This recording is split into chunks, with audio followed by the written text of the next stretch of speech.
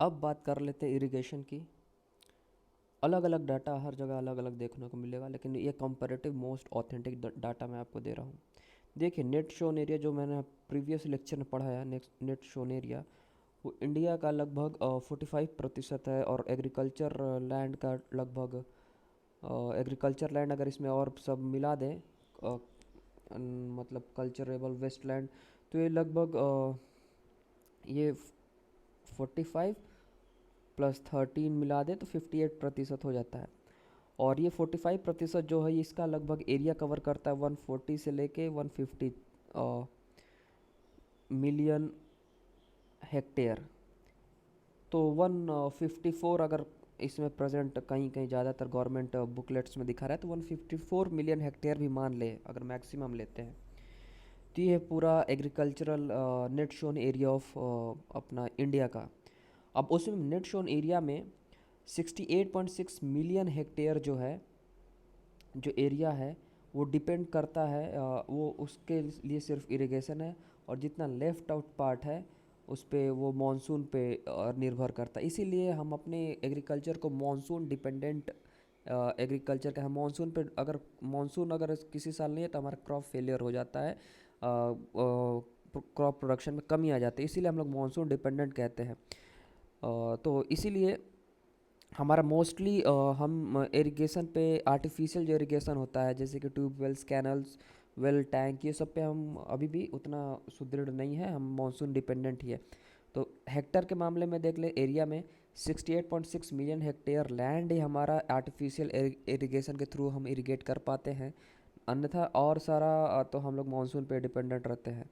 तो अगर इसको अगर 140 भी माने, 140 जो कि बुक में एनसीईआरटी में दिया हुआ है, 140 मिलियन हेक्टेयर माने तो ये लगभग आपका 140 से 150 माने तो लगभग आपका 48 से 49% पड़ता है, जो एरिया अपना आर्टिफिशियल इरिगेशन के थ्रू होता है, और 51% आपका 51 से 55% आपका मानसून डिपेंडेंट है। सबसे ज़्यादा इरिगेशन लैंड का है कि जहाँ सबसे ज़्यादा एरिया आपका इरिगेशन के थ्रू, मतलब आर्टिफिशियल इरिगेशन के थ्रू आपका कवर होता है, यूपी में है, नंबर 1 पे है। बट परसेंटेज वाइज अगर देखा जाए तो 99.60% ऑफ टोटल लैंड का उस स्टेट में पंजाब नंबर 1 पे आ जाता है।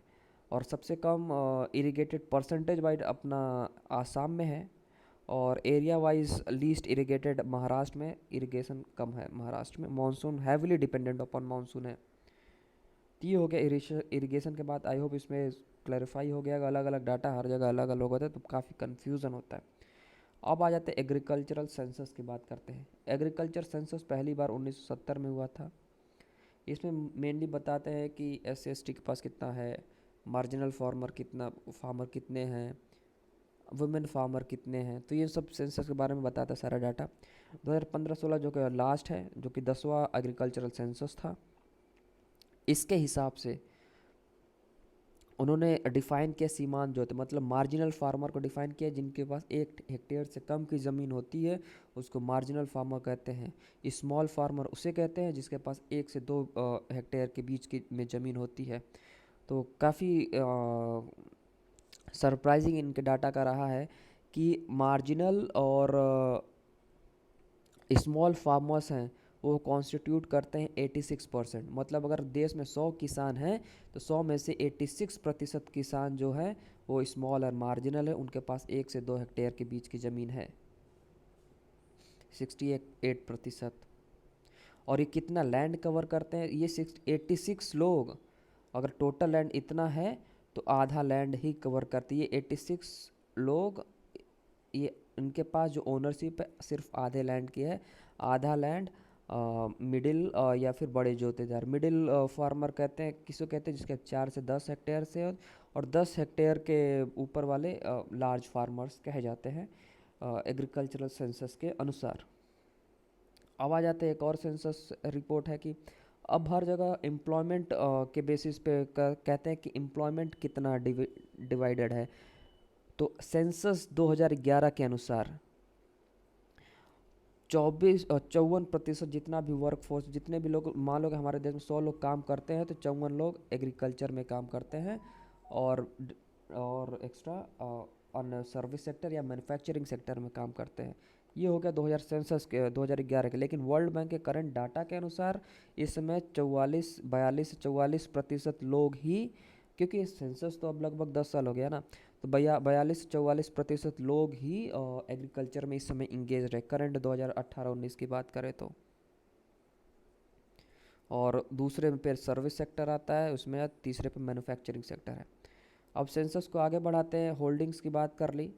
अब ये दो ग्राफ से याद हो जाएगा कि 86% लोग 47% लैंड एक्वायर करते हैं। और इसके बाद जो 13% लोग हैं, ये 13 लोग 44% को लैंड को एक्वायर करते हैं। और ये जो 0.9% लोग हैं, 1% से भी कम, ये लगभग 9% लैंड को एक्वायर करते हैं टोटल एग्रीकल्चरल लैंड का। ये हो गया लैंड डिस्ट्रीब्यूशन। अगर इसके इस एससी की बात करें, एससी 11.84 लगभग 12% लैंड एक्वायर्ड करते हैं अपने टोटल एग्रीकल्चरल एरिया का। एसटी लगभग 8.65 लैंड एक्वायर करते हैं, गवर्नमेंट 0 और जनरल और ओबीसी लगभग 79% लैंड एक्वायर्ड करते हैं। एग्रीकल्चरल होल्डर की बात करें तो टोटल ये जो हम लैंड डिस्ट्रीब्यूशन या फिर जितने भी ये बात कर रहे हैं, ये जो है लगभग 14.6 करोड़ एग्रीकल्चरल होल्डर है, जो पिछली बार 2011 में 138 थे, उससे बढ़े हैं लगभग 5% बढ़ गए हैं लोग। क्योंकि ज़्यादा तो लोग पैदा कर रहे हैं तो लैंड डिस्ट्रीब्यूशन हो जा रहा है, तो इसलिए मार्जिनल फार्मर ही बढ़ रहा है, नंबर ऑफ़ फार्मर्स बढ़ रहे हैं। तो number of farmers agricultural holder सबसे ज़्यादा कहाँ है? यूपी में, उसके बाद बिहार, फिर महाराष्ट्र में। Average holding on an average एक लोग के पास कितने हेक्टेयर ज़मीन है? 1.08 हेक्टेयर ही ज़मीन है। लगभग ये हो जाएगा, एक हेक्टेयर में 4 बीघे के लगभग आसपास होता है, तो 1.4 बीघा लगभग। मैक्सिमम इंक्रीज़, ये डाटा कम इंटरेस्ट है, लेकिन सबसे ज़्यादा एग्रीकल्चरल होल्डर जो पिछली बार से बढ़े हैं 2011 से, वो महाराष्ट्र में बढ़े हैं। वुमेन की बात कर लेते हैं, 13.87, लगभग 14% ऑफ लैंड वुमेन के पास है और 86% ऑफ लैंड मैन के पास है, आदमी के पास है। और सबसे ज़्यादा एग्रीकल्चरल एरिया, एक जोत वाला जो एरिया सबसे ज़्यादा है राजस्थान में, फिर महाराष्ट्र में, फिर यूपी में। ना कि यूपी या महाराष्ट्र लगा देना। सबसे ज़्यादा एरिया में भी, ओवरऑल एरिया में भी राजस्थान नंबर 1 पे है, एग्रीकल्चर एरिया में नंबर 1 है, महाराष्ट्र भी नंबर 2 पे है, और इसमें 2 पे है। और उसके बाद तीसरे नंबर पे है, सॉरी, महाराष्ट्र तीसरे नंबर पे ओवरऑल एग्रीकल्चर में, बट एग्रीकल्चरल लैंड में दूसरे नंबर पे है। दूसरे नंबर पे ओवरऑल एरिया में तो एमपी है। ये हो गया ऐसे। अब ये सारे स्कीम्स को मैंने वो डिफ़ाइन कर दिया, कौन सा एग्रीकल्चर से रिलेटेड स्कीम्स और कौन सी मिनिस्ट्री के अंदर आती है। तो ज़्यादातर एग्रीकल्चर की जो भी आप स्कीम सुनेंगे तो मिनिस्ट्री ऑफ एग्रीकल्चर और फार्म वेलफेयर के ही अंडर आता है। लेकिन इंपॉर्टेंट जो नहीं आता, जैसे कि नेशनल लैंड रिकॉर्ड मॉडर्नाइजेशन 2008 में आया था, ये रूरल डिपार्टमेंट के अंदर आता है। न्यूट्रीबेंस, urea, neem coated urea, DBT of fertiliser, जितना भी फर्टिलाइज़र से संबंधित स्कीम्स है, वो मिनिस्ट्री ऑफ फर्टिलाइज़र लाएगी, ना कि मिनिस्ट्री ऑफ एग्रीकल्चर। और जैसे कि फूड कॉरपोरेशन डिस्ट्रीब्यूशन की बात है, पीडीएस सिस्टम जो जो होता है कि हम किसानों से लेके और देते हैं पीडीएस वाले मार्केटिंग में, तो ये सारा किस मिनिस्ट्री के अंदर आ रहता है? Ministry of consumer affair and food distribution.